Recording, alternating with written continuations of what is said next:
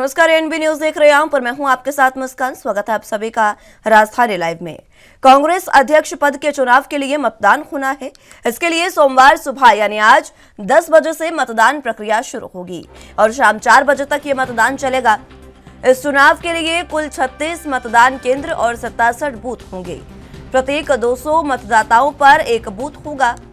इस चुनाव में कांग्रेस के वरिष्ठ नेताओं मल्लिकार्जुन खड़गे और शशि थरूर के बीच पार्टी के शीर्ष पद के लिए मुकाबला है। खास बात यह है कि इस बार कांग्रेस में 24 साल बाद नेहरू गांधी परिवार के बाहर से कोई अध्यक्ष बनेगा। जानकारी मिली है कि प्रदेश कांग्रेस समितियों के 9000 से अधिक प्रतिनिधि गुप्त मतदान के जरिए पार्टी के नए अध्यक्ष का चुनाव करेंगे। यहाँ पार्टी मुख्यालय में और देश भर में 65 से अधिक केंद्रों पर मतदान होगा। कांग्रेस के 137 साल के इतिहास में छठी बार अध्यक्ष पद के लिए चुनाव हो रहा है। आपको बता दें कि कांग्रेस अध्यक्ष पद के लिए 17 अक्टूबर को चुनाव होने के बाद इसके परिणाम 19 अक्टूबर को घोषित करेगी।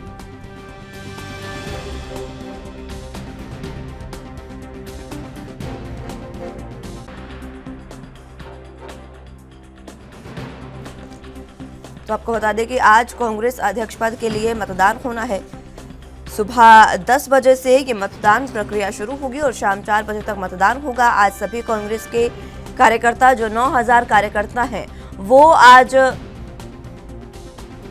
अपने मत का प्रयोग करेंगे और पार्टी में शीर्ष पद यानी कि अध्यक्ष कौन होगा इसका फैसला आज किया जाएगा। उसके बाद 19 अक्टूबर को नतीजे घोषित होंगे और ये साफ होगा कि शशि थरूर या मल्लिकार्जुन खड़गे किसे कांग्रेस के कार्यकर्ताओं ने अध्यक्ष पद पर काबिज किया है। आज इसके लिए मतदान होना है।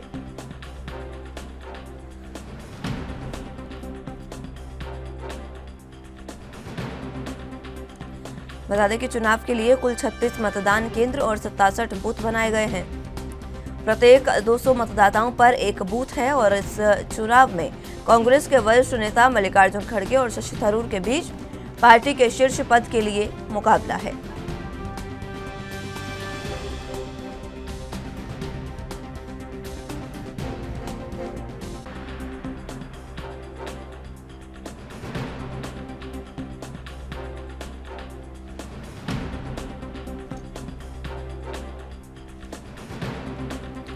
खास बात यह है कि इस बार कांग्रेस में 24 साल बाद नेहरू गांधी परिवार के बाहर से कोई अध्यक्ष बनेगा।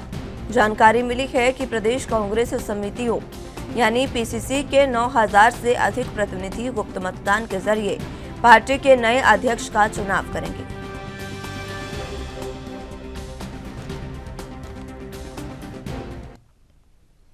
इस खबर पर ज्यादा जानकारी के लिए दिल्ली से संवाददाता राजीव तिवारी हमारे साथ मौजूद हैं। राजीव, फिलहाल आज कांग्रेस अध्यक्ष पद के लिए चुनाव होना है और उसको लेकर तैयारियां जो है वो पूरी कर ली गई हैं। क्या कुछ अहम जानकारी?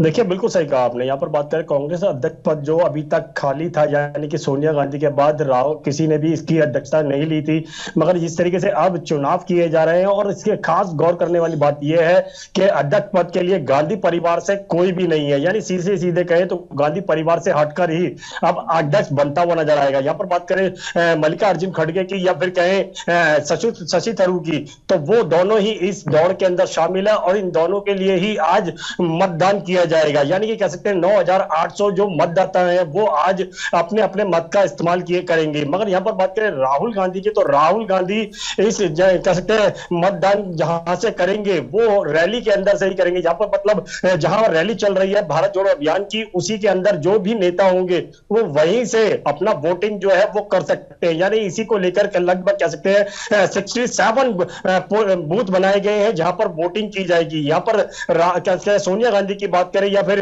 प्रियंका गांधी की बात करें, वो कहीं ना कहीं 24 अकबर रोड से ही वोटिंग करेंगी। यानी कि लगातार कहीं ना कहीं कांग्रेस अध्यक्ष पद को भरने की जो कोशिश है वो कहीं ना कहीं देखने को मिल रही है। और आज जिस तरीके से वोटिंग की जाएगी तो लगता है कि दोनों में से कोई भी ऐसा नेता जरूर होगा जो अध्यक्ष पद के लिए चयन किया जाएगा। मगर यहाँ पर 19 अक्टूबर की बात करें तो 19 अक्टूबर को मतदान की गिनती होगी और गिनती के आधार पर ही यह डिसाइड होगा कि शशि थरूर कांग्रेस के अध्यक्ष बनेंगे या फिर कहे मल्लिकार्जुन खड़गे बनेंगे। जी ठीक है राजीव, बहुत शुक्रिया आपका हमारे साथ जुड़ने के लिए और तमाम अहम जानकारी हम तक पहुंचाने के लिए। तो अगली खबर को रुख करते हैं। दिल्ली की शराब नीति मामले में पूछताछ के लिए तलब किए गए दिल्ली के उप मुख्यमंत्री मनीष सिसोदिया ने राष्ट्रीय राजधानी में कानून व्यवस्था की स्थिति को लेकर गंभीर सवाल उठाए हैं। सीबीआई ने मनीष सिसोदिया को सोमवार के लिए तलब किया है।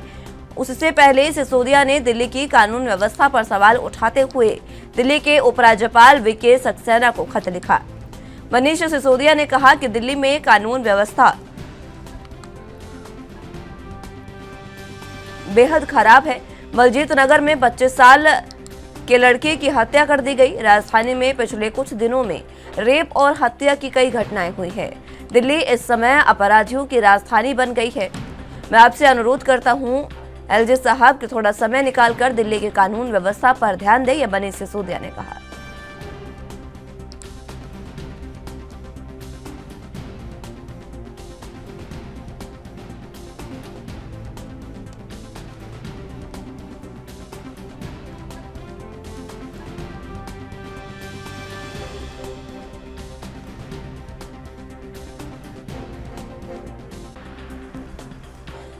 इस खबर पर ज्यादा जानकारी के लिए दिल्ली से संवाददाता शिवम पांडे हमारे साथ मौजूद हैं।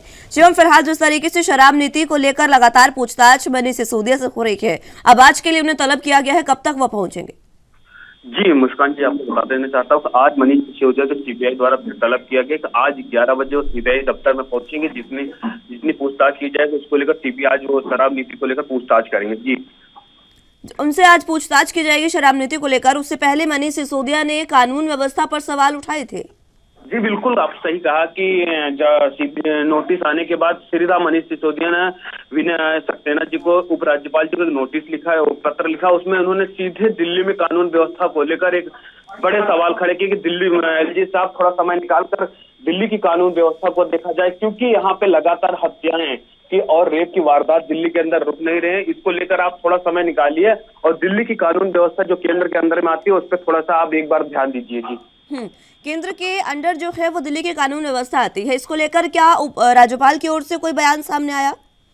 अभी राज्यपाल की तरफ से कोई बयान नहीं है, लेकिन मनीष सिसोदिया सीधे केंद्र सरकार सीबीआई की नोटिस के बाद सीधा के मनीष सिसोदिया ने दिल्ली के उपराज्यपाल पर निशाना साधते हुए कहा है कि महोदय इस वक्त आप दिल्ली की कानून व्यवस्था पर ध्यान दीजिए, क्योंकि अभी सुंदरनगर पिछले वक्त 25 मनीष नामक युवक की 25 वर्षीय युवक की चाकू मार के हत्या की गई और रेप और बलात्कार की घटनाएं डेली हमको मीडिया में देखने को मिलती। इसको लेकर दिल्ली की जनता काफी आहत है, काफी घबराई हुई। आप थोड़ा समय निकालकर एक बार दिल्ली की जनता के लिए आप एक बार कानून व्यवस्था पर ध्यान दीजिए, क्योंकि दिल्ली की जनता ये क्राइम की अपराध बनती जा रही है। दिल्ली को क्राइम का अपराध कहा जा रहा है क्योंकि दिल्ली की जनता बहुत डरी और सहमी हुई है। इसको लेकर आप एक बार दिल्ली की कानून व्यवस्था पर ध्यान दीजिए। जी ठीक है। दूसरी ओर मनीष सिसोदिया आज जिस तरीके से उनको समन किया गया है, आज वो पेश होंगे 11 बजे के लगभग, वो जो उनकी पेशी है वो होगी।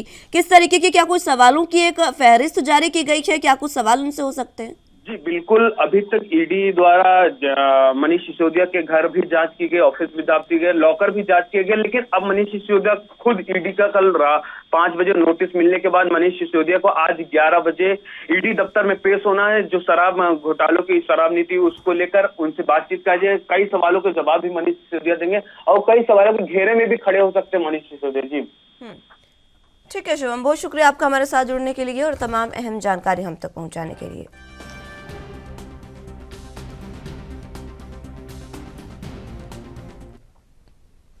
चलिए तो खबरों में आगे बढ़ते हैं। 3 दिनों से बाढ़ ग्रसित जिलों के दौरा करके लौटे सीएम योगी आदित्यनाथ ने प्रदेश के सभी डीएम, एसएसपी और कमिश्नर के साथ त्योहारों को लेकर एक अहम बैठक की है। रविवार शाम 7:30 बजे शुरू हुई वीडियो कॉन्फ्रेंसिंग से बैठक में सीएम योगी ने अधिकारियों को सख्त निर्देश देते हुए यह कहा कि किसी भी तरीके से नागरिकों की सुविधाओं में कमी न हो। सीएम योगी ने सख्त निर्देश दिए कि माहौल खराब करने वाले अराजक तत्वों के खिलाफ कठोर कार्रवाई की जाए। खान पान की चीजों में मिलावटखोरी स्वीकार नहीं होगी।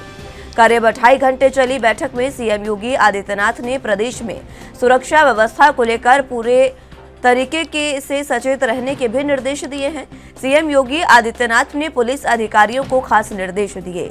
दीवारों से पहले अति संवेदनशील जिले माने जाने वाले क्षेत्रों में सुरक्षा के पुख्ता इंतजाम, अतिरिक्त पुलिस फोर्स की तैनाती और अन्य कठोर कार्रवाई करने के निर्देश दिए हैं। सीएम योगी ने कहा कि किसी भी तरीके से पर्व जो है, त्योहार जो है, उन पर माहौल खराब ना हो। किसी भी अराजक तत्व से निपटने के लिए सभी तरीके की सुरक्षा के इंतजाम पहले से ही किए जाने चाहिए।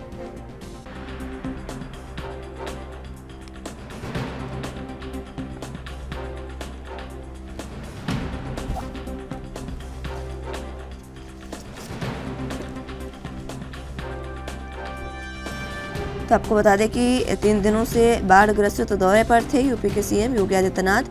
अब फिलहाल वो लौटे हैं जिलों का दौरा करके और आते ही उन्होंने अधिकारियों के साथ बैठक की है। आपको बता दें कि वीडियो कॉन्फ्रेंसिंग के जरिए ये बैठक हुई, जिसमें डीएम, एसएसपी और कमिश्नर के साथ त्योहारों को लेकर एक अहम बैठक हुई।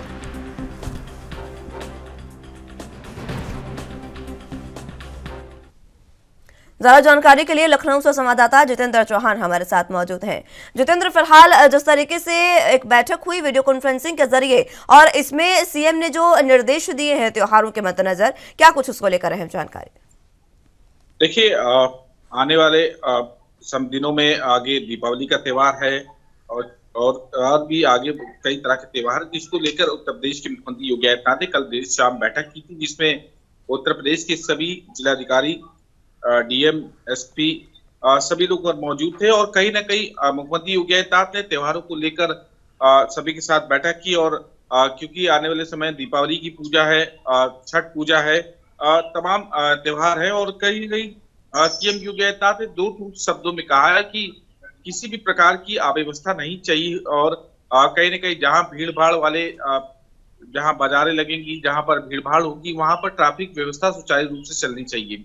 साथ ही साथ नागरिकों को किसी प्रकार की कोई भी असुविधा ना हो और उसका भी ध्यान रखा जाए और त्योहारों को सुचारू रूप से योजनाओं के चलते उनको मनाने दिया जाए, सारी आबादी से दूर, क्योंकि दीपावली का त्योहार है और इसको लेकर जो पटाखों की जलते हैं उसको देखते हुए भी मुख्यमंत्री ने कहा कि गोदाम जहां भी होंगे वो आबादी से दूर होंगे और जहां भी ये बनाए जाएंगे, फैक्ट्री होगी, वो भी आबादी से दूर रखी जाएगी और अग्नि की यानी फायर की सुविधा बिल्कुल सुचारू रूप से दुरुस्त होनी चाहिए कि अगर किसी भी घटना हो, किसी प्रकार की घटना होती है आगजनी से, उससे किसी प्रकार का कोई भी हताहत ना हो और मौके पर तुरंत फायर सुविधा पहुंच जानी चाहिए। तमाम सुविधाएं होनी चाहिए, जहां पटाखे की बाजार लगेगी वहां पर भी फायर की सुविधा होनी चाहिए और साथ ही साथ जहां पर भारी संख्या में भीड़ हो वहां पर ट्रैफिक व्यवस्था सुचारू रूप में होनी चाहिए। साथ ही साथ पुलिस को बराबर गश्त करना होगा, किसी प्रकार की अव्यवस्था ना हो और कहीं ना कहीं जो अपराध होते हैं उन पर भी रोक लगाए जा सकते हो। इस तरह के मुख्यमंत्री योगी आदित्यनाथ ने कई जगह उन्होंने उत्तर प्रदेश के कई जिलों में जहां पर बाजारें लगेंगी, जहां पर पटाखा फैक्ट्री होंगी, उन सबको देखते हुए भी तमाम तरह के निर्देश दिए और साथ ही साथ उन्होंने कहा कि बलिया दादरी में पशु मेले का आयोजन किया जाएगा, उसको कहीं ना कहीं स्थगित करने का काम किया जाएगा और लंपी वायरस से जो लगातार जो जानवर है वो कहीं ना कहीं इससे प्रभावित हो रहे हैं, उसकी इलाज की भी व्यवस्था करनी चाहिए। और ठीक है जितेंद्र, ये जो निर्देश दिए गए हैं इसको लेकर प्रशासन अब कितना सतर्क है? देखिए, कल शाम ये बैठक हुई है और कहीं ना कहीं अब प्रशासन पूरी रोड मैप तैयार करेगा, ट्रैफिक व्यवस्था से लेकर सुरक्षा व्यवस्था तक हर चीज की ध्यान रखा जाएगा और अब अधिकारी को निर्देशन के बाद अब धीरे धीरे जो त्योहार को देखते हुए जो व्यवस्था है वो अब पुलिस और प्रशासन मिलकर करेगा। ठीक है जितेंद्र, बहुत शुक्रिया आपका हमारे साथ जुड़ने के लिए और तमाम अहम जानकारी हम तक पहुंचाने के लिए। तो अगली खबरों की ओर रुख करते हैं। हिमाचल विधानसभा चुनाव में टिकट बंटवारे के लिए बीजेपी की इलेक्शन कमेटी की मीटिंग यह आज नई दिल्ली में होगी। इस मीटिंग में पहुंचने के लिए पूर्व सीएम प्रेम कुमार धूमल समेत तमाम सीनियर नेता रविवार को ही दिल्ली रवाना हो गए थे। सोमवार सुबह इलेक्शन कमेटी की मीटिंग में पार्टी के केंद्रीय नेताओं के अलावा हिमाचल बीजेपी के कोर ग्रुप के पदाधिकारी भाग ले रहे हैं। इलेक्शन कमेटी के सदस्यों में सीएम जयराम ठाकुर, पूर्व सीएम प्रेम कुमार धूमल, बीजेपी प्रदेश अध्यक्ष सुरेश कश्यप, बीजेपी प्रदेश प्रभारी अविनाश राय, त्रिलोक जामवाल, त्रिलोक कपूर, राजीव सैजल सहित कई नेता शामिल हैं। इलेक्शन कमेटी की मीटिंग में जो नाम फाइनल होंगे उन्हें बीजेपी पार्लियामेंट्री बोर्ड के सामने रखा जाएगा। टिकटों पर अंतिम फैसला पार्लियामेंट्री बोर्ड ही लेगा। बीजेपी के अंदर टिकट बंटवारे को लेकर इस बार तगड़ी कशमकश चल रही है। ऐसे में पार्टी कैंडिडेट्स की लिस्ट 2 चरण में आ सकती है और 23 अक्टूबर से पहले सभी प्रत्याशियों की घोषणा हो जाने की उम्मीद जताई जा रही है। हिमाचल में नॉमिनेशन की प्रक्रिया सोमवार यानी आज से शुरू हो जाएगी। नामांकन की आखिरी तारीख 25 अक्टूबर है।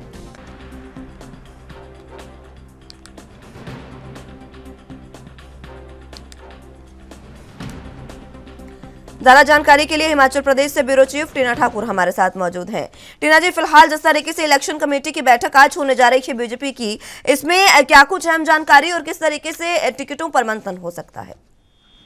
जी बिल्कुल, क्योंकि काफी देर हो चुकी है टिकटों का, क्योंकि जितनी जल्दी ऐलान हो सकता था उतनी जल्दी जो उम्मीदवार हैं उनको प्रचार के लिए वक्त मिल पाता। जितनी देरी टिकटों में हो रही है उतना प्रचार के लिए कम वक्त मिल पा रहा है उम्मीदवारों को। इससे पहले भाजपा कोर कमेटी की बैठक शनिवार को रखी गई थी, लेकिन किन्हीं कारणों से वो रद्द कर दी है और आज जो है काफी एक अहम बैठक है इलेक्शन कमेटी की, वो सेंटर में दिल्ली में रखी गई है और उसमें जो चुनाव जो तमाम जो बड़े पदाधिकारी हैं हिमाचल से, भाजपा कोर ग्रुप के और अन्य जो सीनियर पदाधिकारी हैं वो सारे दिल्ली पहुंच चुके हैं इस बैठक में भाग लेने के लिए। और आपको बताएं कि पहली बार भाजपा ने एक नया फॉर्मूला निकाला है कैंडिडेट को चुनने का। पिछले कल जो है कैंडिडेट के लिए यहाँ पे वोटिंग करवाई गई और 3467 जो पदाधिकारी हैं मंडल के, उन्होंने 68 कैंडिडेट के लिए अपने जो है वोट डाले हैं। तो ऐसे में जो वो प्रॉब्लम की जो मत पेटियां हैं वो भी आज वहीं पे इलेक्शन कमेटी के सामने खुलेंगी और वहाँ पे जो उम्मीदवारों के जो नाम होंगे उन पर जो मंथन है और चर्चा होगी। उसके बाद जो है माना जा रहा है कि 2 चरणों में जो है भाजपा की जो टिकटों की जो सूची है वो जारी हो सकती है इसके बाद। जी आज से नॉमिनेशन की प्रक्रिया भी शुरू होने जा रही है, उसको लेकर क्या जानकारी? जी बिल्कुल, आज जो है नॉमिनेशन की आज से खुल जाएंगे और आज नॉमिनेशन की प्रक्रिया जो है वो शुरू हो जाएगी और उसकी जो अंतिम तारीख है वो 25 अक्टूबर है। आज ये देखने वाली बात है क्योंकि माकपा और जो अन्य कई छोटी मोटी जो पार्टी की, चाहे आम आदमी पार्टी है, माकपा है, राष्ट्रीय देवभूमि पार्टी है, लोकमित्र पार्टी है, इसमें तो जो तमाम पार्टियां इन्होंने अपने जो कैंडिडेट है वो डिक्लेयर कर चुके हैं। तो आज देखने वाली बात होगी कितने कैंडिडेट किन सीटों पर आज नॉमिनेशन भरते हैं। जी अब जिस तरीके से बीजेपी की भी आज मीटिंग होने जा रही है, क्या ये समझा जाए कि आज की मीटिंग में नाम फाइनल होने के बाद कल तक इसकी घोषणा हो सकती है? जी बिल्कुल, माना तो यही जा रहा है क्योंकि भाजपा भी खुद कहीं ना कहीं चाहती है कि जितनी जल्दी ऐलान हो टिकटों का उतना जो असमंजस की स्थिति है उम्मीदवारों में वो खत्म होगी और जो भावी जो उम्मीदवार हैं उनको टाइम ज्यादा मिल पाएगा प्रचार के लिए, क्योंकि जितनी देरी होगी टिकटों के ऐलान में उतना जो प्रचार के लिए वक्त है वो बीजेपी के जो कैंडिडेट हैं या कोई भी पार्टी के कैंडिडेट उनको वक्त कम मिलेगा। तो ऐसे में इलेक्शन रिपीट में जो भाजपा निकली है वो तमाम जो हार जीत के जो पहलू है उन पर मंथन कर रही है, क्योंकि भाजपा सत्तारूढ़ पार्टी रही है और एंटी कमर्सी फैक्टर जो लोकल चेहरे हैं या कहीं की सिटिंग एमएलए है उनके खिलाफ है। तो ऐसे में काफी सोच समझ कर जो है ये टिकटों की पहली सूची जो जारी करना चाहती है भाजपा, क्योंकि मिशन रिपीट का जो दावा कर रही है उसके लिए टिकटों पर मंथन बहुत जरूरी है। कैंडिडेट का चुनाव बेहद सावधानी के साथ जरूरी है, क्योंकि लोगों में नाराजगी है कुछ कैंडिडेट के प्रति। तो ऐसे में जो भाजपा है, आज आपने देखा होगा पहली बार यहाँ पे जो है मंडल की वोटिंग करवाई गई है। तो अब देखने वाली बात होगी कि मंडल की वोटिंग के आधार पर या सर्वे के आधार पर किस आधार पर जो है भाजपा अपने जो कैंडिडेट है वो चुनती है। इस बार बीजेपी में भी काफी कशमकश देखने को मिल रही है टिकटों पर, इतनी माथापच्ची बीजेपी में आखिर क्यों? जी बिल्कुल, आपने सही बोला, क्योंकि कहीं ना कहीं भाजपा भी जानती है कि अभी तक जो उनके जो एक शांति दिखाई दे रही थी और जो अनुशासन में तमाम लोग दिखाई दे रहे थे, टिकट के बंटवारे के बाद वो नाराजगी, वो गुटबाजी, अंतरकलह कहीं ना कहीं पार्टी पर हावी हो सकती है और पार्टी को जो आने वाले विधानसभा चुनाव है उनमें नुकसान पहुंचा सकती है। तो ऐसे में भाजपा काफी सावधानी से जो है निर्णय ले रही है, क्योंकि एंटी इनकम्बेंसी फैक्टर के अलावा और भी कई चीजें हैं। अंतरकलह जो है वो सबसे बड़ी होती है, गुटबाजी है, तमाम तरह के जो गुट है वो सक्रिय हो जाते हैं और अगर उनके जो उम्मीदवार है जो वो चाहते हैं उनको टिकट ना मिले तो ऐसे में जो पार्टी का जो आधिकारिक जो उम्मीदवार होता है उसको नुकसान पहुंचने की संभावना अधिक रहती है। तो ऐसे में जो पार्टी है वो तमाम पहलुओं पर चर्चा कर रही है और तमाम पहलुओं पर चर्चा करने के बाद वो अपने जो उम्मीदवार है वो चुनना चाहती है। ऐसे में माना ये भी जा रहा है कि 1-2 मंत्रियों के टिकट भी भाजपा काट सकती है और इसके अलावा जो सिटिंग एमएलए है 8-9 MLA है जिनके खिलाफ एंटी इनकम्बेंसी फैक्टर बहुत ज्यादा है, लोगों में नाराजगी बहुत ज्यादा है, तो उनके टिकट भी भाजपा काट सकती है और उनकी जगह जो है नए चेहरों पर दाव खेल सकती है। ठीक है टीना जी, बहुत शुक्रिया आपका हमारे साथ जुड़ने के लिए और तमाम अहम जानकारी हम तक पहुंचाने के लिए।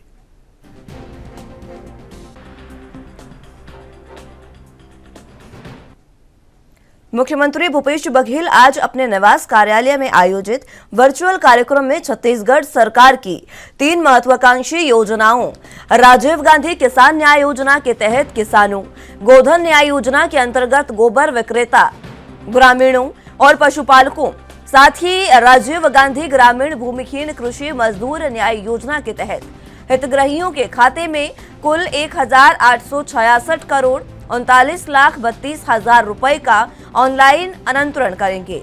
इससे ग्रामीण अर्थव्यवस्था को मजबूती मिलेगी और बाजारों को रौनक बढ़ेगी। मुख्यमंत्री इसके साथ ही साथ प्रदेश में नवगठित 10 राजस्व अनुविभागों और 25 तहसीलों का भी उद्घाटन करेंगे और नामांतरण प्रक्रिया के सरलीकरण के लिए नामांतरण पोर्टल के नए वर्जन का शुभारंभ भी किया जाएगा। मुख्यमंत्री बघेल राजीव गांधी किसान न्याय योजना की साल 2021-22 की तीसरी किस्त के रूप में प्रदेश के 23,99,615 किसानों की कुल 1,745 करोड़ रुपए, राजीव गांधी ग्रामीण भूमिहीन कृषि मजदूर न्याय योजना के तहत वित्तीय वर्ष 2022-23 की राशि के रूप में 4,66,880 हितग्राहियों को 115 करोड़ 80,32,000 रुपए और गोधन न्याय योजना के हितग्राहियों को 5 करोड़ 59 लाख रुपए की राशि का ऑनलाइन भुगतान करेंगे। इस तरह मुख्यमंत्री एक ही दिन में तीनों योजनाओं के हितग्राहियों के खाते में कुल 1,866 करोड़ 39,32,000 रुपए का ऑनलाइन अंतरण करेंगे।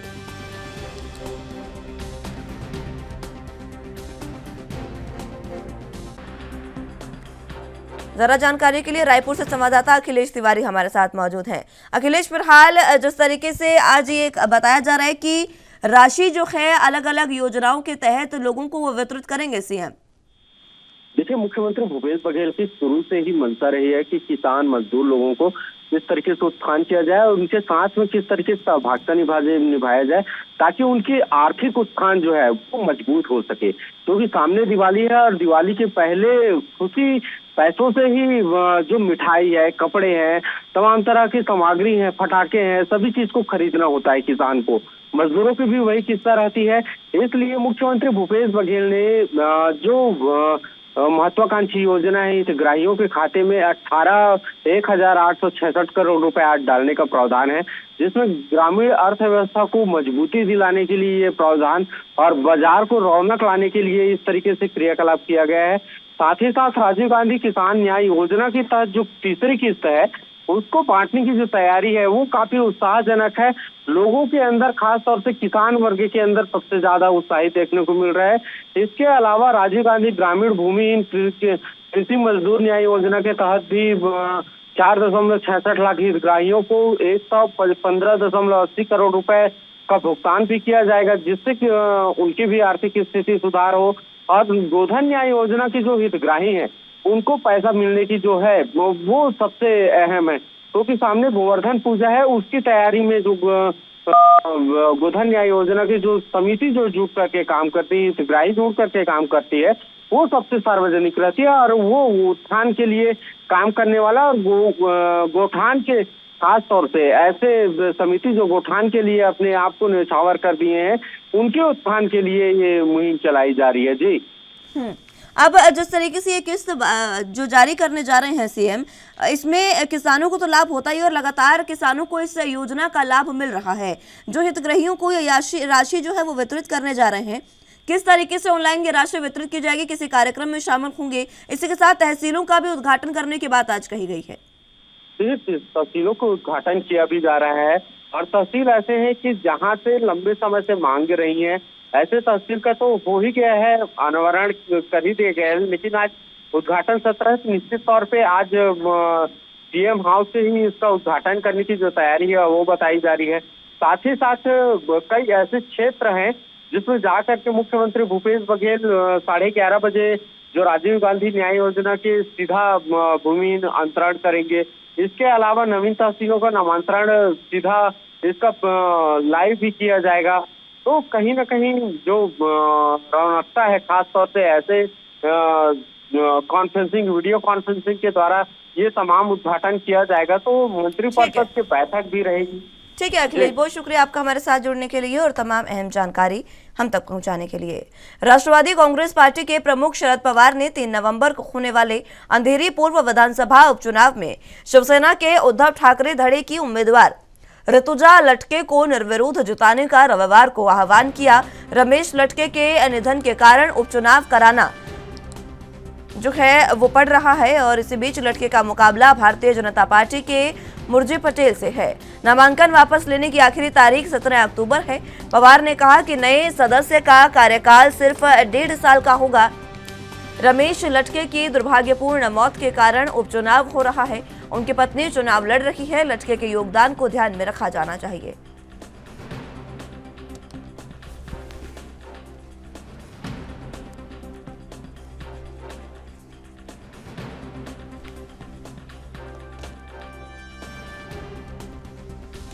तो राष्ट्रवादी कांग्रेस पार्टी के प्रमुख शरद पवार ने 3 नवंबर को होने वाले विधानसभा उपचुनाव में शिवसेना के उद्धव ठाकरे धड़े के उम्मीदवार ऋतुजा लटके को निर्विरोध जताने का लोगों से आह्वान किया। आपको बता दें कि रमेश लटके के निधन के कारण यहां पर उपचुनाव करवाया जा रहा है और उन्हीं की पत्नी ऋतुजा लटके को यहां पर बीजेपी के सामने उतारा गया है। बीजेपी से मुर्जी पटेल यहां पर चुनाव लड़ रहे हैं और इसी के साथ ऋतुजा जो हैं वो उद्धव ठाकरे की पार्टी की ओर से चुनाव लड़ रही हैं। इसी बीच अब शरद पवार ने उनको निर्विरोध जताने का आह्वान किया है। उनका कहना है कि रमेश लटके की मौत दुर्भाग्यपूर्ण थी, उनके योगदान को याद रखा जाना चाहिए।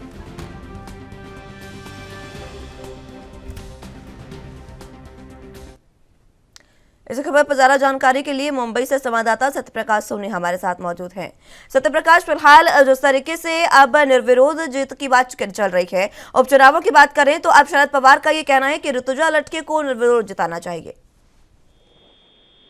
बिल्कुल, देखिए अंधेरी उपचुनाव में कल 2 बड़े बदलाव की कोशिश की गई, जिसमें साफ तौर पर मंच प्रमुख राज साहब ठाकरे ने एक पत्र लिखकर देवेंद्र फडणवीस से कहा है कि जो भारतीय जनता पार्टी के उम्मीदवार मुर्जी पटेल को खड़ा किया गया है उसे हमें हटा देना चाहिए, क्योंकि रमेश लटके की आकस्मिक मौत के बाद यह पहला मौका है जब अंधेरी में उपचुनाव किया जा रहा है। खासकर यह कार्यकाल महज 1.5 साल का होगा। इस बीच एनसीपी प्रमुख शरद पवार ने भी प्रेस कॉन्फ्रेंस कर यह बात कही है कि जिस तरह से हमने कई मौके पर जो अपने उम्मीदवार नहीं उतारे हैं, ऐसे में भारतीय जनता पार्टी को भी इस पर गौर करना चाहिए। खास बात उन्होंने अपील किया है सभी पार्टियों से कि ऋतुजा रमेश लटके को किसी भी हाल में जितवाना चाहिए और निर्विरोध जितवाना चाहिए। इस पर भारतीय जनता पार्टी को भी अमल करना चाहिए। फिलहाल इस पूरे मामले में भाजपा के नेता और महाराष्ट्र के उप मुख्यमंत्री देवेंद्र फडणवीस से कहा है कि यह फैसला जो है उच्च स्तरीय फैसला होगा और ऐसे में उन्हें इस फैसले के लिए महाराष्ट्र के मुख्यमंत्री एकनाथ शिंदे से भी चर्चा करनी होगी, जिस पर किया जाएगा। खास बात उन्होंने यह भी कहा कि जिस तरह से राज साहब ठाकरे ने हमें पत्र लिखा है, यह सद्भावना पत्र है, उसका सम्मान करते हैं। जी अब जिस तरीके से निर्विरोध जिताने की उनको बात की जा रही है, इस पर बीजेपी की ओर से क्या कोई प्रतिक्रिया सामने आई? बिल्कुल मुस्कान जी, देखिए देवेंद्र फडणवीस ने यही बात कही कि जिस तरह से ये कहा जा रहा है कि रमेश लटके की जो मिसेस है ऋतुजा लटके, उन्हें निर्विरोध चुना जाना चाहिए और भारतीय जनता पार्टी के उम्मीदवार मुर्जी पटेल को हटा देना चाहिए। इस पर विचार करना होगा, यह सही होगा, लेकिन यह विचार और मशवरा जो है उच्च स्तरीय नेताओं के आधार पर किया जाएगा। यानी कि आज माना जा रहा है कि आज भारतीय जनता पार्टी के जो बड़े नेता है, मुंबई अध्यक्ष है, बाकी उनके साथ जो है उनसे इस तरह से चर्चा होगी, तो शाम तक यह फैसला हो सकता है, क्योंकि आज आखिरी दिन होगा जब नामांकन अपना वापस ले सकते हैं। जैसा कि प्रेस कॉन्फ्रेंस के दौरान शरद पवार जी ने भी यही कहा है कि अभी 1 दिन का वक्त है, अगर फैसला वापस लेते हैं तो जाहिर तौर पर ऋतुजा रमेश लटके की जीत सुनिश्चित हो जाएगी। अब ऐसे में कार्यकाल भी काफी वक्त नहीं है, 1.5 साल का वक्त है। जी ठीक है सत्य प्रकाश, बहुत शुक्रिया आपका हमारे साथ जुड़ने के लिए और तमाम अहम जानकारी हम तक पहुंचाने के लिए। फिलहाल के लिए राजधानी लाइव में मेरे साथ बस इतना ही। तमाम अहम खबरों के लिए आप देखते रहिए ANB न्यूज। नमस्कार।